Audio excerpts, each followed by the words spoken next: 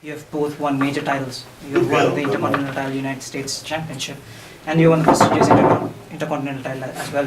So, what was your initial thought when the WWE creative team came to you and said, "Look, we're gonna pair you three guys up, you, Kofi, and Xavier"?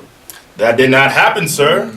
Actually, it's very rare. I think in WWE that a trio gets together on their own. So that was a call that we made, and I think that's the big reason that we've been able to be so successful is because we knew the three of us together would work as a unit.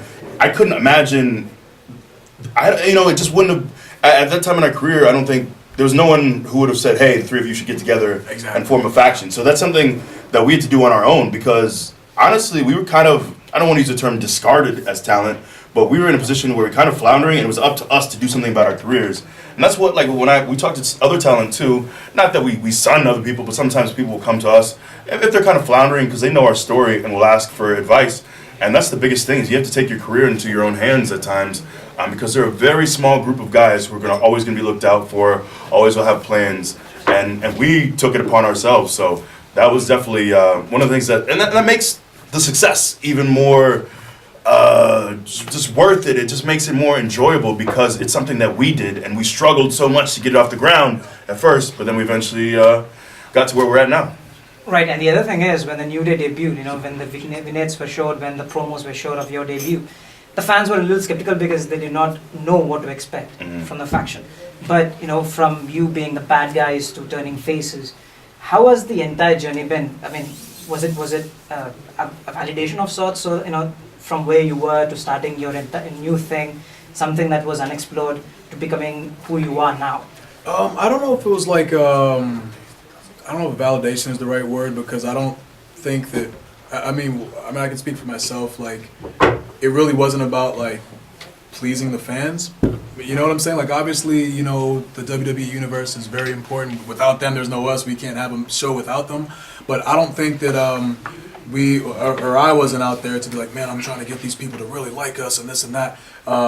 We just wanted to be out there together, and we knew that would be entertaining in and of itself. And most of the time, we're out there trying to like entertain ourselves, Right. So I will say, like initially, so when we came out and we were given this, the whole, like you were saying, gospel type gimmick per se.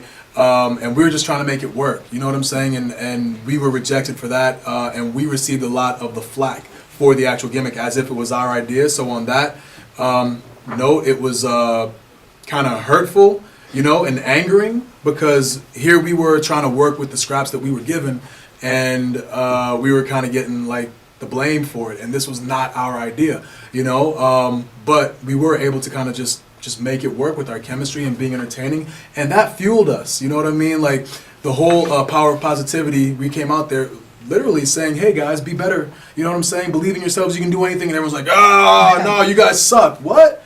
Okay, so now we're gonna keep doing it, you know what I'm saying? So now that fueled it, and everyone kept booing us for that reason, and then we just kind of went off on the whole power of positivity aspect, and then becoming, I guess, the bad guys because we were not practicing what we preached, and so that was kind of satisfying in terms of being able to draw a reaction out of people, and then when they actually started to like us, it was like, oh, okay, like you're getting really good at being bad. So it's like kind of pat on the back, but at the same time, like I think the key for us is that we're not trying to go out and like pander to the people. We're just going out and we're having fun amongst ourselves, and that's what brought people in, and that's what got people to be like, oh, I want to be a part of that because they look like they're having fun, so that was kind of what it was all about. For sure.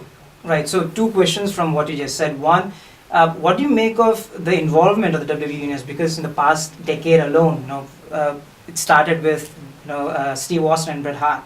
Then it kind of spiraled down to The Rock turning heel from face. Then you. So what do you make of the WWE Universe's involvement in kind of influencing the characters? I think it's great, I too. I think I would definitely include Daniel Bryan as well. He's a guy who he would have had success even if people weren't as boisterous because he's extremely talented. But people really were able to alter his career for the better because they were so vocal about his direction, and people wanted to see him be featured as the guy and as a world champion. So it definitely was very beneficial to us, that people, because honestly, the death knell for us would have been if people are so quiet, they dislike you so much that they're ambivalent and they just sit there and are quiet, then we would have been done. We would have been dead in the water.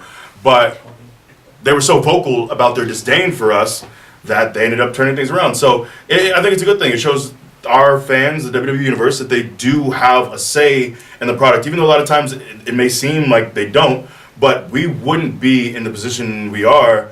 And much like what Kofi said, we don't necessarily, we always felt like we would do us and people would see that and would enjoy it. But we never said, hey, we need to make this joke or write this line so that people like us. We were just out there honestly trying to make each other laugh. But it's just, people felt an ownership, I think, in the New Day's success because they disliked us so much and were vocal about it.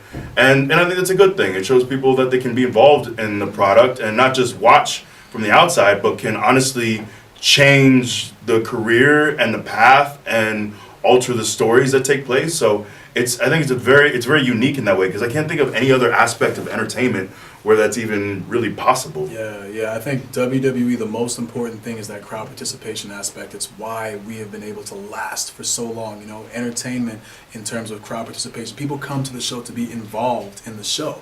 You know, so to have a voice, like he was saying, it empowers people. You know, because their voices are heard and then changes are made.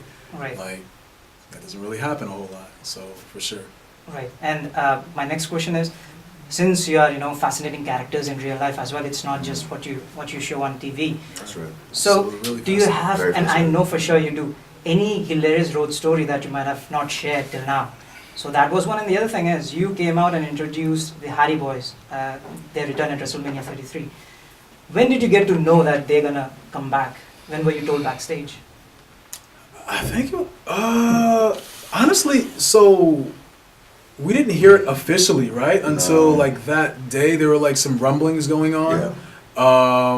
But it wasn't until like that day that we heard, and then once we did, we knew that the reaction was going to be, because we started to get like, not emotional, well, yeah, emotional, you know what I'm saying? But it was like, that's a big moment, because the Hardys are such a staple, and especially when you talk about like tag team wrestling, you know, like we have had a couple ladder matches, elimination chamber matches, and the thing that you're always thinking about is, okay, Hardys, Dudleys, Edge and Christian, they're the guys who set the bar for like the quality of these matches, and they're the guys that we've been trying to top all this time. So now when they're coming back, it's like full circle, and we were the ones that were going to be the liaison between the WWE universe and the Hardys. Like it was really, really cool, and especially knowing the things that the entire arena and the entire world did not know.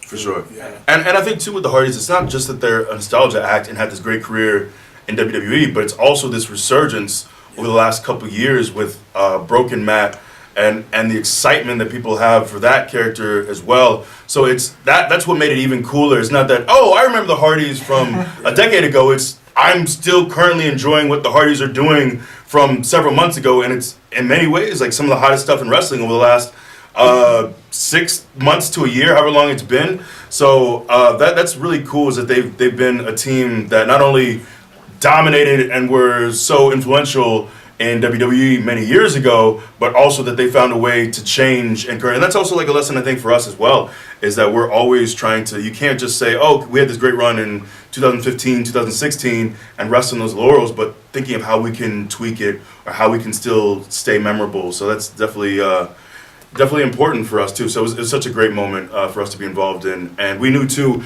I just really enjoyed the way it was built too. We made it seem like, hey, maybe we're gonna put ourselves in this match too. Right. And then when people started to kind of get what was going on, you could hear the rumblings until the music finally hit. It was a thing of beauty. Right. And one hilarious road story that you have not shared.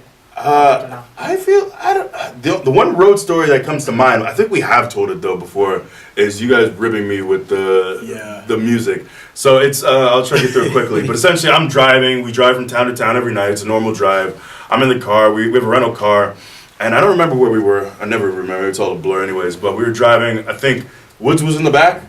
Well, yeah, Woods was in the back, I was in the passenger seat, and so the radio was going on, and he usually has control over the music. He has a very good music selection. On what he had his little iPod, you know. Did I still get iPod? I think I you might had an have, iPod back then. So anyway, Woods is in the back, but he has control over the radio. So you'd be putting on a song, and Woods texted me. He's like, "I have control on the radio back here." So I'm like, "Oh, cool." So he, you know, he's listening to a song, and right when it's about to get into like the meat of the chorus, Woods like changes the the station, you know. So then he's looking around, and now I'm in on it too. I'm like, "Oh, well, what's going on? Is it the steering wheel? You know, you touching the wrong button?" And so the same thing would happen, like. Probably for about 2 hours, you know, on and off, and he was getting mad to the point where he was like driving at one point on the steering wheel like this, and we're on the highway. He's just like driving, trying so hard not to touch, and then just getting so bad. I was, but I mean, it was a good rib because I didn't know what was going on, and because you never there's buttons on the steering wheel, so you never know if you're changing the channel accidentally. And I was looking, and it was good. They did a good job. Really it was good. very frustrating, and it was at least 2 hours. And they did it to a point. It wasn't like every 2 minutes they would change it, because then I would eventually probably figure it out. But it was spaced out well, so I would forget about it. We're talking to this conversation, and then it would happen like half an hour later, and I just got very frustrated. And then they yucked it up later That's right. afterwards. So kudos to them.